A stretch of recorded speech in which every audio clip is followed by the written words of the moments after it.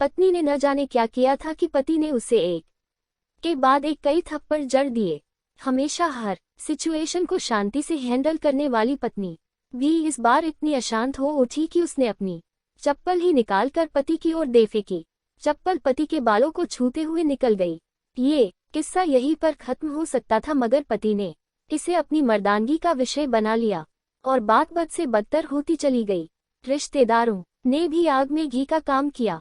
किसी ने कहा, जो औरत अपने पति को चप्पल से मार सकती है वो ना ही तो वफादार हो सकती है और ना ही पतिव्रता। ऐसी औरत परिवार ही नहीं पूरे समाज पर कलंक की तरह है। बीवी के पक्ष वाले कहा पीछे रहने वाले थे। किसी ने कहा आज की सदी में भी जो स्त्री के साथ मारपीट करते हैं उन्हें तो जेल भेज देना चाहिए। तो कोई कहता जरूर उसको कोई और पसंद आ गई होगी इसलिए अब पत्नी से मारपीट करने लगा है। बात कोर्ट तक पहुंच गई। दोनों पक्षों ने एक दूसरे के खिलाफ केस फाइल कर दिया। पति ने चरित्रहीन होने का तो पत्नी ने दहेज और शारीरिक उत्पीड़न का आरोप लगाया। 2 वर्षों से अधिक समय के लिए केस चला था। इन 2 वर्षों के दौरान पति पत्नी अलग अलग रहे थे। इन 2 वर्षों के दौरान दोनों पक्षों के समर्थकों की संख्या कम हो गई थी। पहले जहां दोनों पक्षों में समर्थकों का समूह होता था अब गिने चुने लोग रह गए थे। पति और पत्नी दोनों की आर्थिक स्थिति भी इस समय के दौरान नीचे गिर चुकी थी। जिन्हें वो अपना शुभचिंतक समझ रहे थे, पैसों की बात आते ही उन्होंने भी अपना पलड़ा झाड़ लिया था। अगर कोई देने को राजी भी हुआ तो मोटे ब्याज की शर्त पर। आखिरकार वही हुआ जो सब चाहते थे, डाइवोर्स। हर कोई खुश था, दोनों पक्षों के रिश्तेदार, उनके माता पिता और दोनों के वकील। लेकिन 5 साल की सुखद शादी और एक सुंदर बेटी होने के बाद मिले इस डाइवोर्स से पत्नी मूक थी और पति शांत। शायद ये एक इत्तेफाक ही था कि इस खुशी को मनाने के लिए दोनों पक्ष के लोग एक ही चाय की टपरी पर बैठे आमने सामने। इत्तेफाक इसलिए क्योंकि ज्यादातर लोग जो एक दूसरे के विरोध पक्ष को सपोर्ट कर रहे थे वे एक दूसरे को अच्छे से जानते भी नहीं थे। पति पत्नी भी इन सभी से दूर एक दूसरे के सामने मेज पर बैठे। पत्नी ने पति से कहा, अब तो खुश होगे ना, तुम्हारे मन की जो हुई है मुबारक हो, तुम भी तो आज जीत गई हो। मुझसे तलाक तो तुम्हें भी मिल गया है, कंग्रेचुलेशन टू यू टू। पति ने कहा, तलाक को तुम जीत का प्रतीक समझते हो? पत्नी ने पूछा। पति चुप रहा। थोड़ी देर की शांति के बाद पति ने कहा, मुझे तुम्हें 5 लाख रुपए अभी और हर महीने 8,000 देने का आदेश है। अभी मेरे पास पैसे नहीं है इसलिए हमारा मतलब मेरा जो सिटी में फ्लैट है उसे तुम्हारे नाम कर देता हूँ। पत्नी बोली, लेकिन उस फ्लैट की कीमत तो 18 लाख की है। हाँ, लेकिन हमारी बेटी तुम्हारे साथ है और आगे जाके उसके खर्चे भी बढ़ेंगे, तुम्हें थोड़ी आसानी होगी। पति ने कहा, नहीं, मुझे सिर्फ 5 लाख ही देना और तुम हर महीने 8,000 तो देने ही वाले हो, मैं मैनेज कर लूंगी। अगर 5 लाख नहीं है तब भी कोई बात नहीं, पत्नी बोली। दोनों फिर से शांत हो गए।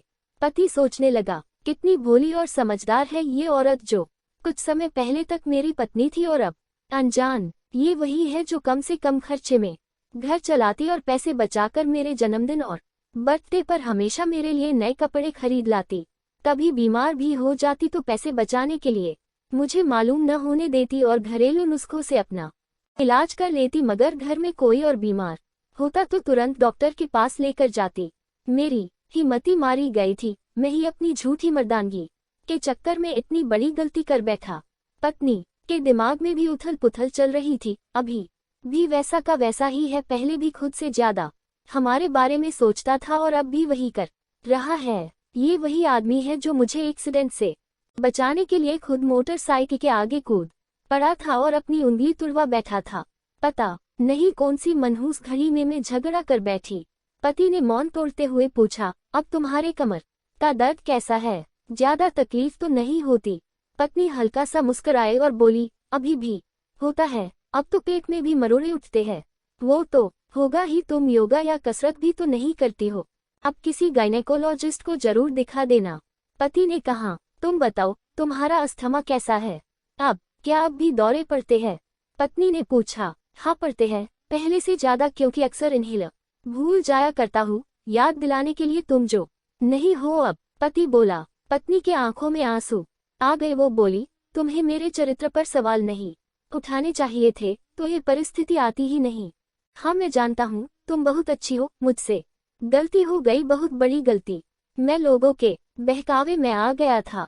पति बोला, तुमने भी तो मुझ पर दहेज का इल्जाम लगाया था। वो बोला, गलत था और इस बात का मुझे भी पछतावा हुआ। पत्नी ने कहा। पति कुछ कहना चाह रहा था लेकिन हिचकिचा रहा था। पत्नी ने पूछा, कुछ कहना चाहते हो? वो बोला, क्या सब पहले जैसा नहीं हो सकता? क्या मतलब? पत्नी बोली, मतलब कि हम फिर से पहले की तरह पति पत्नी बनकर, सच्चे दोस्त बनकर नहीं रह सकते।